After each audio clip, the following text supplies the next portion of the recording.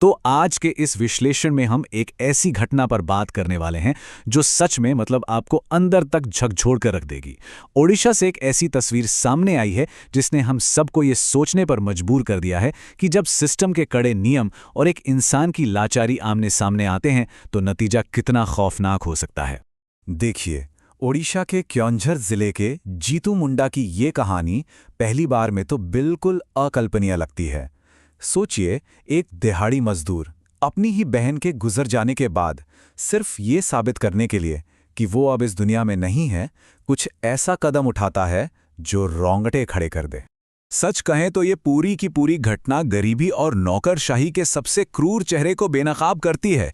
ये सिर्फ एक अकेले इंसान का संघर्ष नहीं है, ये असल में उस पॉइंट को दिखाती है जहां भयानक गरीबी और सिर्फ नियमों से बंधी एक व्यवस्था आपस में बुरी तरह टकराते हैं। ये साफ दिखाता है कि कैसे कभी-कभी हमारा सिस्टम, जो सिर्फ कागजों पर चलता है, वो जमीन पर खड़े एक इंसान की बेबसी को समझने में पूरी तरह फेल हो जाता है। आगे बढ़ते हैं। एक छोटी लेकिन जीवनदायी रकम, और इस टकराव का असली कारण क्या था? अब ये समझना बहुत जरूरी है कि ये पूरी त्रासदी असल में कितने पैसों के लिए हुई। महज 19,000 रुपए। हाँ, सिर्फ 19,000। अब किसी अमीर इंसान के लिए ये रकम शायद कुछ भी ना हो, लेकिन एक दिहाड़ी मजदूर के लिए ये एक बहुत बड़ी जिंदगी बदलने वाली रकम है। और यही वो पैसा था जो जीतू मुंडा की बहन अपने बैंक खाते में छोड़ गई थी। और पता है, ये 19,000 रुपए आए कहां से थे? ये पैसा बहन की आखिरी बची हुई संपत्ति यानी उसके मवेशियों को बेचकर जमा किया गया था। मतलब ये कोई एक्स्ट्रा कमाई नहीं थी, ये जिंदगी भर की आखिरी जमा पूंजी थी। सीधे शब्दों में कहें तो ये उनके अस्तित्व को बचाए रखने के कड़वे संघर्ष का प्रतीक था। अब देखते हैं नौकरशाही की दीवार और दो अलग अलग वास्तविकताओं का टकराव। अगर हम दोनों पक्षों को एकदम निष्पक्ष होकर देखें तो तस्वीर कुछ ऐसी बनती है। एक तरफ बैंक है और उनका कहना अपनी जगह सही है कि फंड जारी करने के लिए उन्हें डेथ सर्टिफिकेट और प्रॉपर डॉक्यूमेंट्स चाहिए, जो कि किसी भी बैंक का एक बेसिक नियम है। लेकिन दूसरी तरफ जीतू मुंडा की सच्चाई है। वो एक ऐसा दिहाड़ी मजदूर है जिसे ना तो इन कागजी कार्यवाहियों की कोई समझ है और ना ही उसकी वहां तक कोई पहुंच है। तो ये एक ऐसी सिचुएशन बन गई जहां कोई भी अपनी जगह से हिलने को तैयार नहीं था। यहां से शुरू होता है अवशेषों के साथ 3 किलोमीटर का वो सफर और हताशा की ये पूरी टाइमलाइन। तो इस टाइमलाइन को जरा ध्यान से समझते हैं।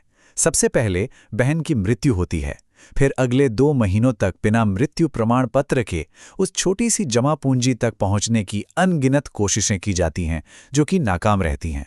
और फिर जब कागजी कार्रवाई पूरी करने का कोई रास्ता नहीं बचता तो जीतू मुंडा जो करता है वो दिल दहला देने वाला है। वो अवशेषों को कब्र से बाहर निकालता है और ओडिशा ग्राम्य बैंक तक 3 किलोमीटर की वो भयानक पैदल यात्रा करता है। असल में जीतू मुंडा को यह समझ आ गया था कि वो कागजों पर अपनी बहन की मौत कभी साबित नहीं कर सकता। सिस्टम ने बस उसकी बातों पर यकीन करने से साफ मना कर दिया था। इसलिए उसने भौतिक रूप से यानी फिजिकली मौत को साबित करने का फैसला किया। सच कहूं तो यह सिर्फ पैसे निकालने की कोई आम कोशिश नहीं थी, ये एक तरह का सीधा विरोध था। एक सवाल था कि आखिर ये सिस्टम एक गरीब की सच्चाई पर भरोसा क्यों नहीं कर सकता। और फिर व्यवस्था आखिरकार जागी। आइए देखते हैं इस वीडियो के वायरल होने के बाद क्या प्रभाव पड़ा। जैसे ही इस दर्दनाक विरोध का वीडियो सोशल मीडिया पर वायरल हुआ, प्रशासन हरकत में आ गया। अचानक से सब कुछ बदल गया। अधिकारियों ने तुरंत 20,000 रुपए की फौरी राहत दी और जिस बैंक ने पहले कड़े नियम बताकर डॉक्यूमेंट्स मांगे थे, उसी ने 19,000 से ज्यादा की वो पूरी बचत राशि तुरंत जारी कर दी। मतलब जैसे ही मामला पब्लिक के ध्यान में आया, समाधान चुटकियों में निकल आया।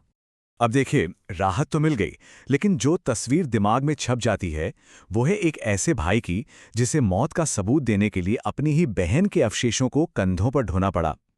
समस्या का हल तो निकला, लेकिन इसकी जो मानवीय कीमत चुकानी पड़ी वो बहुत बड़ी थी।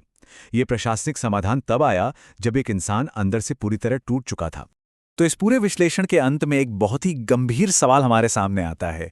क्या किसी इंसान पर विश्वास करने से पहले व्यवस्था का उसे इस तरह तोड़ना जरूरी है?